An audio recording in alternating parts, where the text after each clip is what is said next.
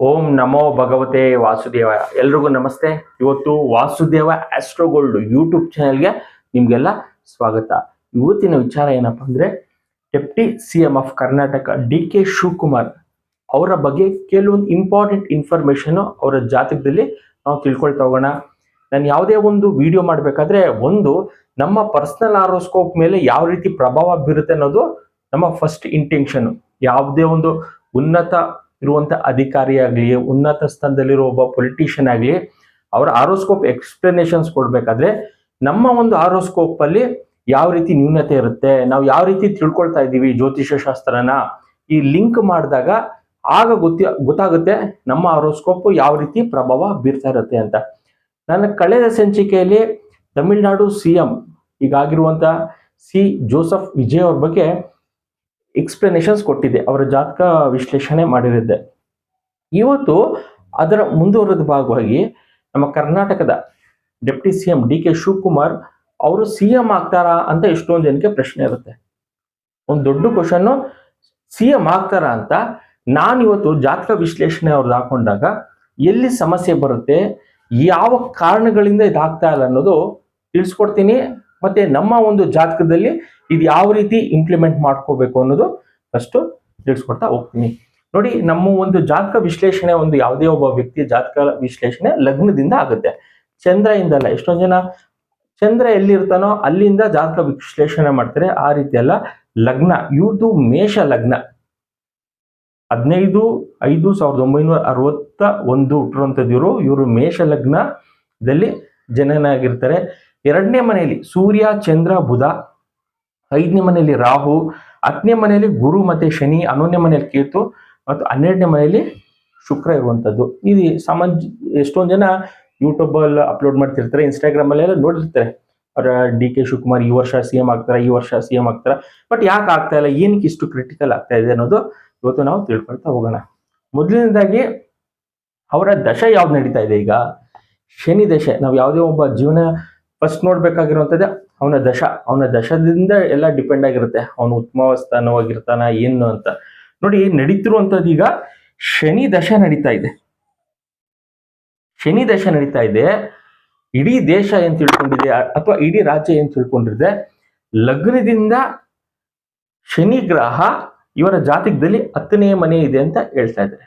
ನಾನು ಹೇಳಿರುವಂತದ್ದು, ಇವರಿಗೆ ಶನಿ ಗ್ರಹ 9ನೇ ಮನೆ ಫಲ ಕೊಡ್ತಾ ಇದೆ. ವಿಜಯ್ CM ತಮಿಳುನಾಡು CM ಅವ್ರ ಜಾತಕದಲ್ಲೂ ಇದೇ ರೀತಿ ಇದೆ. ಎಲ್ಲ ಗ್ರಹಗಳು ಒಂದು ಮನೆಯಿಂದ ಇನ್ನೊಂದು ಮನೆ ಚಲನೆ ಆಗುವಂತದ್ದು. ಇವರು ಜಾತಕದಲ್ಲಿ 10ನೇ ಮನೆಯಲ್ಲಿ ಶನಿ ಗ್ರಹ ಇಲ್ಲ, 9ನೇ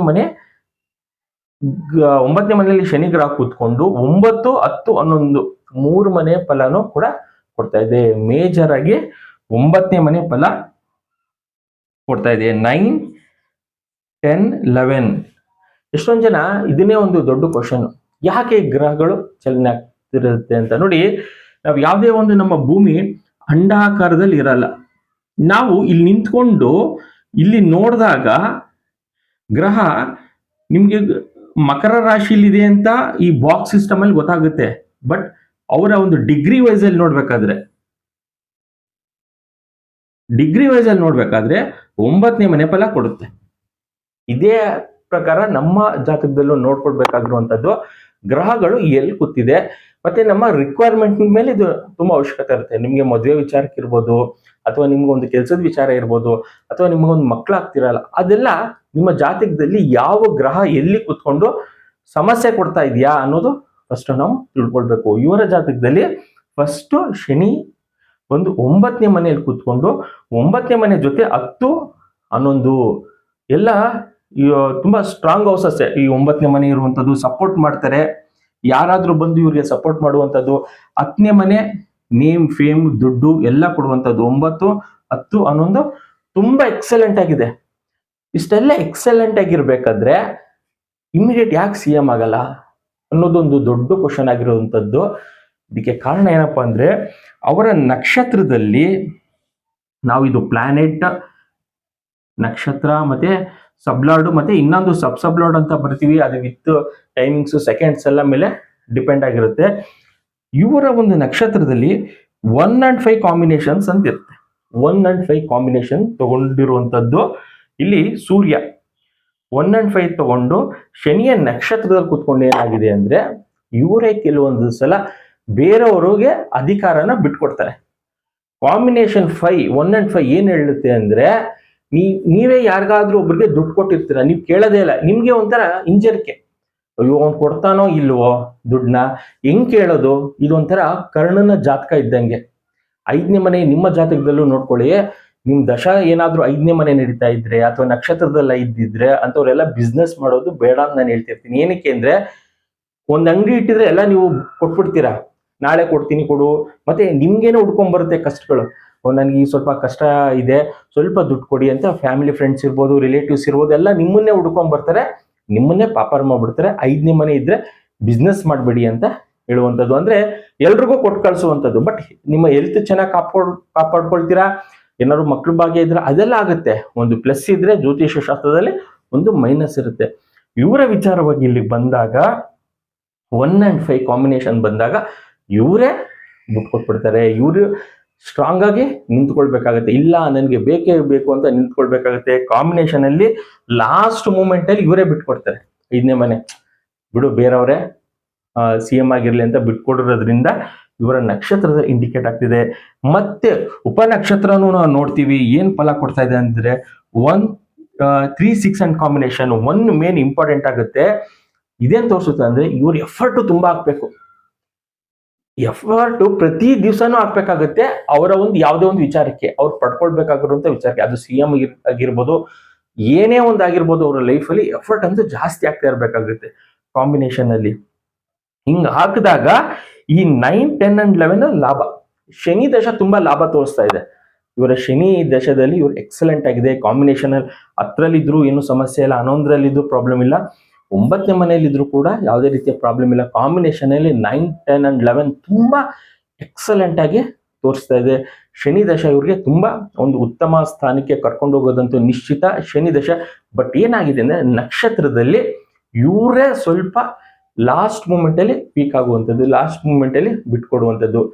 ಕರ್ಣನ ಜಾತಕ ಆಗ್ಲೇ ಹೇಳ್ದಂಗೆ ಬಿಟ್ಕೊಟ್ಬಿಡೋದು. ಹಿಂಗಾಗ್ದಾಗ ಏನಾಗುತ್ತೆ ಅಂದ್ರೆ ಸ್ವಲ್ಪ ಅವ್ರು ಏನ್ ಅನ್ಕೊಂಡಿರ್ತಾರೆ ಅವರ ಲೈಫಲ್ಲಿ ಅಚೀವ್ಮೆಂಟ್ ಆಗ್ತಿರಲ್ಲ. ಸರಿ, ಎಲ್ಲಿ ತನಕ ಇದು ಆಗ್ತಾ ಇರುತ್ತೆ ಅಂದ್ರೆ ನಾವು ಪ್ರತಿಯೊಂದು ದಶಾ ಭುಕ್ತಿ ಅಂತರ್ಭುಕ್ತಿ ಅಂತೆಲ್ಲ ನೋಡ್ತಾ ಇರ್ತೀವಿ ಡೆಪ್ತಲ್ಲಿ. ನಾವು ಸುಮ್ಮನೆ ಒಂದು ರಫ್ ಆಗಿ ನೋಡಿರ್ತೀವಿ. ಶನಿ ದಶಾ ಚಂದ್ರ ಭುಕ್ತಿ ಬಂದು 27/7/2027 ತನಕ. ಓಕೆ, ದಶಾ ಯಾವ ಈ ರೀತಿ ಪ್ರಾಬ್ಲಮ್ ಇದೆ, ಭುಕ್ತಿ ನೋಡೋಣ. ಚಂದ್ರ ದಶ ಇಲ್ಲೂ 1 and 4 ಅವರು ತುಂಬಾ ಎಫರ್ಟ್ ಹಾಕ್ಬೇಕು. ಮತ್ತೆ 1 and 5 ಮತ್ತೆ ಇಲ್ಲಿ ನೋಡಿ, ಶನಿಯ ನಕ್ಷತ್ರದಲ್ಲೂ ಕಾಂಬಿನೇಷನ್ 5ನೇ ಮನೆ ಬಂದು ಬಿಟ್ಕೊಟ್ರು, ಭುಕ್ತಿಯಲ್ಲೂ ಕೂಡ ಕಾಂಬಿನೇಷನ್ ಅಲ್ಲಿ ಹಿಂಗಾಗಿದೆ. ಮತ್ತೆ ಶನಿ ಬಂದು ಯಾರಾದ್ರೂ ಇವ್ರಿಗೆ ಪ್ರೆಷರ್ ಹಾಕ್ಬೇಕು ಹಿಂದ್ಗಡೆಯಿಂದ. ಒಂದು ಇವ್ರಿಗೆ ಸಪೋರ್ಟ್ ಇರುತ್ತೆ ಎಲ್ಲಾ ಕಡೆಯಿಂದನೂ, ಬಟ್ ಕೆಲವೊಂದು ಸಲ ಇವರೇ ಬಿಟ್ಕೊಡೋದ್ರಿಂದ ಇವ್ರಿಗೆ ಆಗ್ತಿರಲ್ಲ, ಇವ್ರು ಅದನ್ನ ಪಡ್ಕೊಳ್ಬೇಕು. ಸೊ ಯಾವಾಗ ಇದೆಲ್ಲ ಆಗುತ್ತೆ ಅಂತ ನಾವು ನೋಡೋದಾದ್ರೆ, ಯಾವುದೇ ಒಂದಕ್ಕಾಗ್ಲಿ ಎಲ್ಲದಕ್ಕೂ ಟೈಮ್ ಬೇಸ್ಡ್. ಈ ಅಸ್ಟ್ರಾಲಜಿ ಟೈಮ್ ಬೇಸ್ಡ್ ಆಗಿರುತ್ತೆ. ನಮ್ಮ ಲೈಫಲ್ಲೂ ಕೂಡ ಅಷ್ಟೇ. ಒಂದು ಮದುವೆ ವಿಚಾರ ಆಗಿರ್ಬೋದು, ಒಂದು ಮಕ್ಕಳ ವಿಚಾರ ಆಗಿರ್ಬೋದು, ನಮಗೆ ದಶಾ ಭುಕ್ತಿ ಅಂತರ್ಭುಕ್ತಿ ಅಂತ ನೋಡ್ಬೇಕಾಗುತ್ತೆ. ನಾನು ಇಲ್ಲಿ ಬರ್ದಿರೋದು ದಶಾ ಮತ್ತೆ ಭುಕ್ತಿ. ಇದು ಒಂದ್ ಸ್ವಲ್ಪ ಒಂದೊಂದು ಇಯರ್ ಲಾಂಗ್ ಟೈಮ್ ತಗೊಳುತ್ತೆ. ಭುಕ್ತಿ ಆದ್ರೆ ಇನ್ನೊಂದು 3 months ಬೇಗನೆ ಬರುವಂತದ್ದು. ಅಪ್ರಾಕ್ಸಿಮೇಟ್ ಶನಿ ದಶಾ ಚಂದ್ರ ಭುಕ್ತಿ 2027 ತನಕನೂ ಇರುತ್ತೆ. ಶನಿ ದಶಾ ಕುಜ ಭುಕ್ತಿ ನೋಡೋಣ. ಶನಿ ಮತ್ತೆ ಕುಜ ಯಾವ ರೀತಿ ಇರುತ್ತೆ ಅಂತ ನೋಡಿ. ಇಲ್ಲಿ ಶನಿ ಮುಗ್ದೋಗುತ್ತೆ, ಚಂದ್ರ ಮುಗ್ದೋಗುತ್ತೆ 2027ಕ್ಕೆ. ಆಮೇಲೆ ಬರುವಂತದ್ದೇ ಕುಜ ಬಂದು ಇವ್ರ ಲೈಫಲ್ಲಿ ಸ್ಟ್ರಾಂಗ್ ವಿಲ್ ಪವರ್ ತಂದ್ಕೊಡುತ್ತೆ. ನಾವು ಕುಜ ದೋಷ ಅಂತ ನಾನು ಹೇಳ್ತಾನೆ ಇರ್ತೀನಿ. ವಿಜಯ್ ಆರೋಸ್ಕೋಪ್ ಅಲ್ಲೂ ಕುಜ ದೋಷ ಇದೆ ಅಂತ. ಯಾರ ಆರೋಸ್ಕೋಪ್ ಅಲ್ಲಿ ನೋಡ್ಕೊಳ್ಳಿ, ಕುಜ ಏನಾದ್ರೂ 1ನೇ ಮನೆ 2, 4, 7, 8, 12 ಇದ್ರೆ ಕುಜ ದೋಷ ಅಂತ ಹೇಳ್ತೀವಿ. ಫುಲ್ ಸ್ಟ್ರಾಂಗ್ ವಿಲ್ ಪವರ್ ಎಲ್ಲ ಇರುತ್ತೆ. ಅವ್ರು ಏನ್ ಬೇಕು ಲೈಫಲ್ಲಿ ಅಚೀವ್ಮೆಂಟ್ ಮಾಡ್ತಾರೆ. ಜೊತೆಗೆ ಕುಜ ಬಂದು 1, 4 ಮತ್ತೆ 8 ಕಾಂಬಿನೇಷನ್ ಜಾತಕದಲ್ಲೂ ಇಲ್ಲುವೆ ಅವರ ಒಂದು ಆರೋಸ್ಕೋಪ್ ಚಾಟ್ ಅಲ್ಲೂ ಕೂಡ ಕುಜ 4ನೇ ಮನೆಯಲ್ಲಿ ಇರೋದ್ರಿಂದ ನಾವು ಇದು ನೀಚ ಭಂಗ ರಾಜ ಕೂಡ ಆಗುತ್ತೆ. ಕುಜ ಕರ್ಕಾಟಕ ರಾಶಿಯಲ್ಲಿ ನೀಚ ಆಗಿರ್ತಾನೆ. ನೀಚ ಭಂಗ ರಾಜಯೋಗ.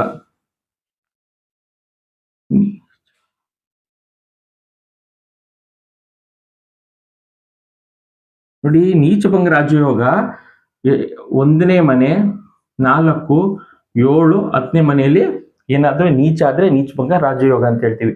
1, 2, 3, 4 ಕುಜ ಅಲ್ಲಿ ನೀಚಭಂಗ ರಾಜಯೋಗ ತಂದ್ಕೊಡ್ತಾನೆ. ಯಾವಾಗ?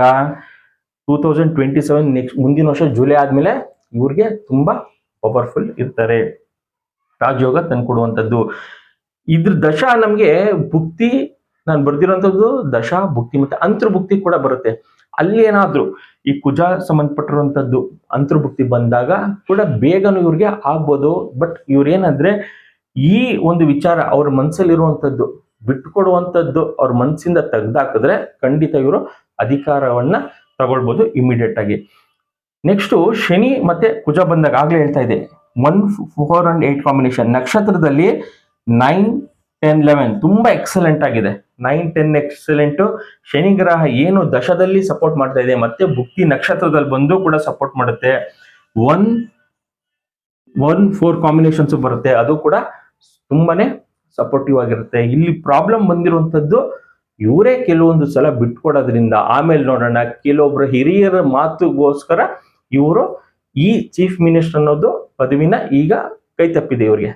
ಯಾಕಂದ್ರೆ 9ನೇ ಮನೆ ಏನಾಗುತ್ತೆ ಅಂದ್ರೆ ಹಿರಿಕರು ಮಾತು ಅಂತ ನಾವು ಹೇಳ್ತೀವಿ. ಈಗ ಕೆಲವೊಂದ್ಸಲ ಮದುವೆ ಆಗ್ತಿರಲ್ಲ, ನಮ್ಮ ಮನೆಗೆ ಹೆಣ್ಮಕ್ಳಿಗೆ ಅಥವಾ ಗಂಡ್ ಮಕ್ಳಿಗೆ ಪೇರೆಂಟ್ಸ್ ಇಂದ ಫೋರ್ಸಬಲ್ ಮಾಡ್ಬೇಕಾಗತ್ತೆ. ಮಕ್ಳಿಗೆ ಕಾಂಬಿನೇಷನ್ಸ್ 9ನೇ ಮನೆ ಅವ್ರ ಮನೆ ಬಂದಾಗ ಪೇರೆಂಟ್ಸ್ ಫೋರ್ಸಬಲಿ ಮದುವೆ ಆಗ್ಬೇಕಾಗತ್ತೆ. ಆ ರೀತಿ ಇವ್ರಿಗೆ ಏನಾಗಿದೆ ಅಂದ್ರೆ 9ನೇ ಮನೆ ಟ್ರಿಗರ್ ಮಾಡ್ತಾ ಇದೆ, ವೆಯ್ಟ್ ಮಾಡಿ. ಅದಕ್ಕೋಸ್ಕರನೇ ಈ ರೀತಿ ಡಿಲೇ ಆಗ್ತಿರುವಂತದ್ದು. ಜಾತಕದಲ್ಲಿ ದಶಾ ರೆಡಿ ಇದೆ, ಕಾಂಬಿನೇಷನ್ ಅಲ್ಲಿ ದಶಾ ರೆಡಿ ಇದೆ, ಯಾವುದೇ ರೀತಿಯ ಪ್ರಾಬ್ಲಮ್ ಇಲ್ಲ. ಇಲ್ಲೇನಾಗಿದೆ ಅಂದ್ರೆ ನಕ್ಷತ್ರದಲ್ಲಿ ಸ್ವಲ್ಪ ಸಮಸ್ಯೆ ಆಗಿರುವಂತದ್ದು. ಇದಕ್ಕೆ ಸಂಬಂಧಪಟ್ಟಿರೋದು ಅವರು ಸ್ವಲ್ಪ ರೆಮಿಡೀಸ್ ಮಾಡ್ಕೊಂಡ್ರು ಕೂಡ ಆಗುವಂತ ವಿಚಾರ. ಸೊ ಇದರಲ್ಲಿ ನಾವು ಕಲಿಯುವಂಥದ್ದು ಏನಿದೆ, ನಮ್ಮ ಒಂದು ವೈಯಕ್ತಿಕ ಆರೋಸ್ಕೋಪ್ಗಳಲ್ಲಿ ಈ ರೀತಿ ಗ್ರಹಗಳು ಚಲನೆ ಆದಾಗ ಕೆಲವೊಂದು ಕಾಂಬಿನೇಷನ್ಸ್ ಅಲ್ಲಿ ಒಂದು ಪಾಸಿಟಿವ್ ಇರುತ್ತೆ, ಒಂದು ನೆಗೆಟಿವ್ ಇರುವಂತದ್ದು ನೋಡಿ. ಮತ್ತೆ ಇನ್ನೊಂದು ಇಂಪಾರ್ಟೆಂಟ್ ಏನಪ್ಪಾ ಅಂದ್ರೆ ಯಾರ ಜಾತಕದಲ್ಲಿ 4ನೇ ಮನೆ ಮತ್ತು 10ನೇ ಮನೆ ಜಾಸ್ತಿ ಇರುವಂತದ್ದು ನೋಡಿ. ಡಿಗ್ರಿ ವೈಸು ರಾಹು ಬಂದು 4ನೇ ಮನೆಗೆ ಬಂದಿದೆ, ಕೇತು ಬಂದು 10ನೇ ಮನೆಗೆ ಬಂದಿದೆ. ಈ 10 and 4 ಯಾರ ಜಾತಕದಲ್ಲಿ ಎಲ್ಲಾ ನಕ್ಷತ್ರದಲ್ಲಿ 4 and 10 ಕಾಂಬಿನೇಷನ್ಸ್ ಇರುತ್ತೆ, ಅವ್ರು ಯಾವಾಗ್ಲೂ ನೇಮ್ ಫೇಮ್ ಅಲ್ಲಿ ಇರ್ತಾರೆ. ಇಮೋರೋಸ್ಕೋಪ್ ಅಲ್ಲಿ ಇರ್ಬೋದು, ಒಂದು ಪೊಲಿಟಿಷಿಯನ್ ಅಂತ ಈಗ ನಾವು ಎಕ್ಸ್ಪ್ಲೇನ್ ಮಾಡ್ತಾ ಇದೀವಿ, ನೀವು ಒಂದು ಬ್ಯಾಂಕ್ ಮ್ಯಾನೇಜರ್ ಆಗಿರ್ಬೋದು, ಒಬ್ರು ಫಾರ್ಮರ್ ಆಗಿರ್ಬೋದು, ಒಬ್ರು ಸೈಂಟಿಸ್ಟ್ ಆಗಿರ್ಬೋದು, ಏನೇ ಆಗಿರ್ಬೋದು, ನಿಮ್ಮ ಕಾಂಬಿನೇಷನ್ ಅಲ್ಲಿ 4 and 10 ಕಾಂಬಿನೇಷನ್ ಬಂದಾಗ ನೀವು ಫುಲ್ ನೇಮ್ ಫೇಮ್ ಮಾಡಿರುವಂತದ್ದು. ಯಾವುದೇ ಗ್ರಹ ಆಗಿರ್ಬೋದು, ನಿಮ್ಗೆ 4ನೇ ಮನೆ ಲಗ್ನದಿಂದ 4ನೇ ಮನೇಲಿ ಜಾಸ್ತಿ ಗ್ರಹ ಕುತ್ಕೊಂಡ್ರೆ, 10ನೇ ಮನೇಲಿ ಕುತ್ಕೊಂಡ್ರೆ ಅದ್ರ ದಶಾ ನಡೆದಾಗೂ ಕೂಡ ತುಂಬಾ ಎಕ್ಸಲೆಂಟ್ ಆಗಿರುತ್ತೆ. ಭುಕ್ತಿ ಅಂತರ್ಭುಕ್ತಿಯಲ್ಲಿ ಕೂಡ ತುಂಬಾ ಹೆಲ್ಪ್ಫುಲ್ ಮಾಡ್ತಾ ಇರುತ್ತೆ. ಇನ್ನ ಗ್ರಹಗಳು ಯಾವ ಗ್ರಹಗಳು ಎಲ್ಲೆಲ್ಲಿದೆ ಅಂತ ನೋಡ್ತಾ ಹೋಗೋಣ. ಇನ್ನ ಲಗ್ನದಿಂದ 12ನೇ ಮನೆಯಲ್ಲಿ ಶುಕ್ರ ಇರುವಂತದ್ದು.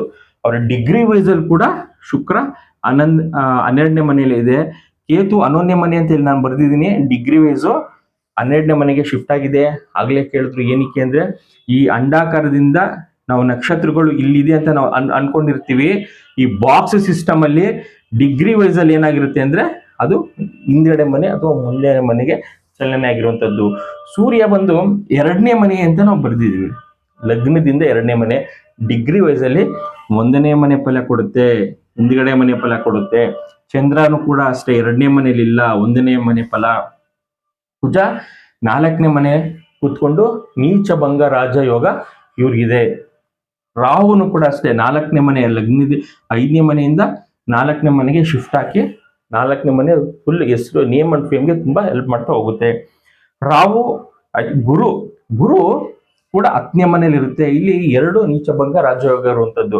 ಗುರು ಬಂದು ಮಕರ ರಾಶಿಯಲ್ಲಿ ನೀಚ, ಕರ್ಕಾಟಕ ರಾಶಿಯಲ್ಲಿ ಉಚ್ಚ. ಇಲ್ಲಿ ಮತ್ತೆ 10ನೇ ಮನೆ, ಇಲ್ಲಿ ನಾನು ಬರ್ದಿದ್ದೀನಿ 1, 4, 7, 10 4ನೇ ಮನೆಯಲ್ಲಿ ಕುಜ ಇದ್ದು ನೀಚ ಭಂಗ ರಾಜಯೋಗ ಆಗಿದೆ. ಹಾಗೇನ್ 10ನೇ ಮನೆಯಲ್ಲಿ ಗುರು ಕುತ್ಕೊಂಡು ಹಾಗೇನ್ ನೀಚ ಭಂಗ ರಾಜ ಯೋಗ ಆಗಿದೆ. ಕಲಿಯುಗದಲ್ಲಿ ನೀಚ ಭಂಗ ರಾಜ ಯೋಗ ಯಾರಿಗಿರುತ್ತೋ ಅವರು ಚೆನ್ನಾಗಿ ಹೆಸರು, ಕೀರ್ತಿ, ದುಡ್ಡು ಎಲ್ಲ ಬರುವಂತದ್ದು. ಈ ಕಲಿಯುಗದ ನಿಯಮ ಇದು. ಈ ಒಂದು ಇದರಲ್ಲಿ ನಿಮ್ಮ ಒಂದು ಆರೋಸ್ಕೋಪ್ ಅಲ್ಲಿ ನೀಚ ಭಂಗ ರಾಜಯೋಗ ಇದೆ ಅಂತ ನೋಡ್ಕೊಳ್ಬೇಕು. ಆ ಟೈಮಿಂಗ್ಸ್ ಅಲ್ಲಿ ನಿಮಗೆ ಒಳ್ಳೆ ನೇಮ್ ಅಂಡ್ ಫೇಮ್ ಸಿಗುವಂತದ್ದು. ಮತ್ತೆ ಹಾಗೆ ಹೇಳಿದಂಗೆ ಶನಿ ಫಸ್ಟ್ ಎಕ್ಸ್ಪ್ಲೇನ್ ಮಾಡಿದಂಗೆ 10ನೇ ಮನೆಯಲ್ಲಿ ಇಲ್ಲ, 9ನೇ ಮನೆಗೆ ಶಿಫ್ಟ್ ಆಗಿ 9ನೇ ಮನೆ ಫಲ ಕೊಡುವಂಥದ್ದು. ಬುಧ ಕೂಡ 2ನೇ ಮನೆಯಲ್ಲಿ ಇದೆ ಅಂತ ಇಲ್ಲಿ ಬರ್ದಿದ್ದೀನಿ, 2ನೇ ಮನೆಗೆ ಶಿಫ್ಟ್ ಆಗಿರುವಂಥದ್ದು. ನಾವೇನ್ ಮಾಡ್ತೀವಿ ಅಂದ್ರೆ ಮೇಲ್ನೋಟಕ್ಕೆ ಇಲ್ಲಿ ಗ್ರಹಗಳು ಇಲ್ಲಿ ಕೂತಿರುವಂತದಕ್ಕೆ ಎಕ್ಸ್ಪ್ಲೈನ್ ಮಾಡ್ತಾ ಹೋಗ್ತೀವಿ. ಚಂದ್ರ ಅಲ್ಲಿ ನೀಚ ಆಗಿರುವಂತದ್ದು, ಚಂದ್ರ ಉಚ್ಚ ಆಗಿರುವಂತದ್ದು. ಬಟ್ ಏನಂದ್ರೆ ಗ್ರಹಗಳು ಸ್ಪ್ಲಿಟ್ ಆಗಿರುತ್ತೆ, ಹಿಂದೆ ಮುಂದೆ ಬಂದಾಗ ನಾವು ಅದ್ರ ಮೇಲೆ ಫಲ ಹೇಳ್ಬೇಕಾಗುತ್ತೆ. ಮತ್ತೆ ದಶಾಭುಕ್ತಿಗಳಲ್ಲೂ ಯಾವ ಟೈಮಿಂಗ್ಸ್ ತನಕನೂ ನಮ್ಗೆ ಎಫೆಕ್ಟ್ ಇರುತ್ತೆ ಅಂತ ನಾವು ನೋಡ್ಬೇಕು. ಮತ್ತೆ ಏನಕ್ಕೆ ಸಮಸ್ಯೆ ಆಗ್ತಾ ಇದೆ ಅನ್ನೋದು ವಿವರಣೆ ಕೊಡ್ಬೇಕಾಗುತ್ತೆ. 5ನೇ ಮನೆ ಆಗ್ಲೇ ಹೇಳಿದ್ನಲ್ಲ, ಈ ನಕ್ಷತ್ರದಲ್ಲಿ 5ನೇ ಮನೆ ಕೂತ್ಕೊಂಡು 1 and 5 ಕಾಂಬಿನೇಷನ್ ಇದು ಕೂತ್ಕೊಂಡು ಅವ್ರಿಗೆ ಏನು ಅನ್ಕೊಂಡಿದ್ದಾರೆ ಅವ್ರ ಲೈಫಲ್ಲಿ ಅಚೀವ್ಮೆಂಟ್ಗೆ CM ಆಗ್ಬೇಕು ಅಂತಿದ್ರೆ ಅದು ಆಗ್ತಾ ಇಲ್ಲ. ಇದು ಎಷ್ಟೊಂದು ಜನಕ್ಕೆ ಒಂದು ದೊಡ್ಡ ಕ್ವಶನ್, ಏನಕ್ಕಾಗಲ್ಲ? ಎಲ್ಲ ಅವ್ರಿಗಿದೆ. ಸೆಂಟ್ರಲ್ ಅಲ್ಲಿ ಇನ್ಫ್ಲೂಯೆನ್ಸ್ ಇದೆ ಅಂತಾರೆ, ಸ್ಟೇಟ್ ಅಲ್ಲಿ ಇನ್ಫ್ಲೂಯೆನ್ಸ್ ಇದಾರೆ ಅಂದ್ರೆ, ಬಟ್ ಕೆಲವೊಂದು ಸಲ ಕಾಂಬಿನೇಷನ್ ಅಲ್ಲಿ ಈ 9ನೇ ಮನೆ ಅನ್ನೋದು ಟ್ರಿಗರ್ ಮಾಡುತ್ತೆ. ಬೇಡ, ಸ್ವಲ್ಪ ವೆಯ್ಟ್ ಮಾಡು.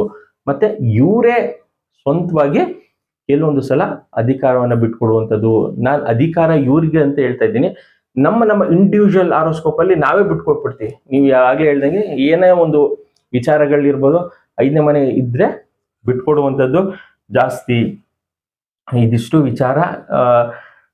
ನೀಚಭಂಗ ರಾಜಯೋಗ ಆಗ್ಲೇ ಹೇಳ್ದಂಗೆ ಯಾರಿಗಿರುತ್ತೋ ತುಂಬಾ ನೇಮ್ ಅಂಡ್ ಫೇಮ್ ಅವರು ಮಾಡುವಂಥದ್ದು. ಕಾಂಬಿನೇಷನ್ ಅಲ್ಲಿ ನಿಮ್ಮ ಲಗ್ನದಿಂದ 4ನೇ ಮನೆ ಮತ್ತು 11ನೇ 4 ಮತ್ತೆ 10ರಲ್ಲಿ ಎಷ್ಟು ಗ್ರಹಗಳಿರುತ್ತೆ, ಅದು ನಕ್ಷತ್ರದಲ್ಲಿ ಉಪನಕ್ಷತ್ರದಲ್ಲಿ ಬಂದಾಗ್ಲೂ ಕೂಡ ನೇಮ್ ಅಂಡ್ ಫೇಮ್ ತುಂಬಾ ಮಾಡ್ತೀರಾ. ಇದಿಷ್ಟು DK ಶಿವಕುಮಾರ್ ಅವರ ವಿಚಾರ. ಒಂದು ದೊಡ್ಡ ಕ್ವಶನ್, ಏನಕ್ಕಾಗಲ್ಲ? ಆಗ್ತಾರಾ? ಖಂಡಿತ ಆಗ್ತಾರೆ. ಈ ಒಂದು ವಿಚಾರವಾಗಿ ಅವರು ಪರ್ಸನಲ್ ಆಗಿ ಅವ್ರ ಇಂಟ್ರೆಸ್ಟ್ ತಗೊಂಡ್ರೆ, ಜಾತಕದಲ್ಲಿ ಯಾವುದೇ ರೀತಿಯ ಸಮಸ್ಯೆ ಇಲ್ಲ, ಅವ್ರ ಇಂಟ್ರೆಸ್ಟ್ ತಗೊಂಡ್ರೆ 9, 10 and 11 ಶನಿ ದಶ ರೆಡಿ ಇದೆ ಕಾಂಬಿನೇಷನ್ ಅಲ್ಲಿ. ಬಟ್ ನಕ್ಷತ್ರದಲ್ಲಿ ಒಂದು ಸಮಸ್ಯೆ ಇರೋದ್ರಿಂದ ಅವರೇ ಇಂಟ್ರೆಸ್ಟ್ ಆಗಿ ತಗೊಂಡಾಗ, ಮತ್ತೆ 9ನೇ ಮನೆ ಇವ್ರಿಗೆ ಕೆಲವೊಂದ್ಸಲ ಯಾರೋ ಎಲ್ಪ್ ಕೂಡ ಬೇಕಾಗುತ್ತೆ. ಆ ಎಲ್ಪ್ ಕೊಟ್ಟಾಗ ಇವರು ಖಂಡಿತ CM ಆಗೋದಂತೂ ನಿಶ್ಚಿತ. ಇದಿಷ್ಟು DK ಶಿವಕುಮಾರ್ ಅವರ ವಿಚಾರ. ಯಾರು ವಾಸುದೇವ ಆಸ್ಟ್ರೋಗೋಲ್ಡ್ ಯೂಟ್ಯೂಬ್ ಚಾನಲ್ ಸಬ್ಸ್ಕ್ರೈಬ್ ಮಾಡ್ಕೊಂಡಿಲ್ಲ, ಮಾಡ್ಕೊಳ್ಳಿ. ನಾನು ಹಾಕುವಂಥ ವಿಡಿಯೋಸ್ ನಿಮಗೆ ರೀಚ್ ಆಗುತ್ತೆ. ಮತ್ತೆ ಈ ನನ್ನ ಚಾನಲಲ್ಲಿ ಯಾವುದೇ ಒಂದು ಅಸ್ಟ್ರಾಲಜಿ ಎಕ್ಸ್ಪ್ಲನೇಷನ್ಸ್ ಕೊಡ್ಬೇಕಾದ್ರೆ ನಮ್ಮ ಒಂದು ಆರೋಸ್ಕೋಪ್ ಅಂದ್ರೆ ನಮ್ಮ ಒಂದು ಪರ್ಸನಲ್ ಆರೋಸ್ಕೋಪ್ ಅಲ್ಲಿ ಯಾವ ರೀತಿ ವಿವರಣೆ ಇರುತ್ತೆ, ಯಾವ ರೀತಿ ಸಮಸ್ಯೆ ಇರುತ್ತೆ, ಯಾವ ರೀತಿ ಇಡುತ್ತಾ ಇರ್ತೀವಿ ಅನ್ನೋದೆಲ್ಲ ತಿಳ್ಕೊಳ್ಬೋದು. ಮೇನ್ ಆಗಿ 4ನೇ ಮನೆಯಲ್ಲಿ ಇದ್ರೆ ಕುಜದೋಷ ಅಂತ ಹೇಳ್ತೀವಿ, ಅದು ಖಂಡಿತ ಇಲ್ಲ. ಯಾರಿಗೆ ಕುಜದೋಷ ಇರುತ್ತೆ ಅವ್ರಿಗೆ ತುಂಬಾ ಎಕ್ಸ್ಟ್ರೀಮ್ ಆಗಿ ಅವರ ಲೈಫ್ನ ಕ್ಯಾರಿಯರ್ನ ಡೆವಲಪ್ ಮಾಡ್ಕೊಂಡಿರ್ತಾರೆ. ಅದರಲ್ಲೂ ಕೂಡ ಈ ರೀತಿ ನೀಚಭಂಗ ರಾಜಯೋಗ ಆಗ್ಬಿಟ್ರೆ ಇನ್ನೂ ಕೂಡ ಎಕ್ಸಲೆಂಟ್ ಆಗಿ. Thank you.